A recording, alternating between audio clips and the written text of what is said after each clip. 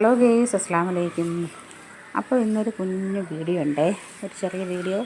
അപ്പോൾ ഇത് നമ്മളൊരു സ്ഥലം വരെ പോകുന്നതാണ്. സ്ഥലമെന്ന് പറയുമ്പോഴത്തേക്കും ഇത് മോൻ വഴിയിലിറങ്ങി മെഡിക്കൽ ഷോപ്പിൽ അന്നത്തേക്കുള്ള ഓർഡർ കൊടുത്തുകൊണ്ടിരിക്കുന്നതാണ്.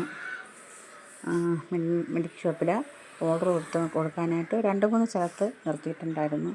അപ്പോൾ ഓർഡർ തലേ ദിവസം കൊടുത്ത് തീർന്നിട്ടില്ലായിരുന്നു. ഇത് മോനെയും കൊണ്ട് ചെക്കപ്പിന് വന്നതാണ് തിരുവനന്തപുരം മെഡിഫോർട്ടിൽ.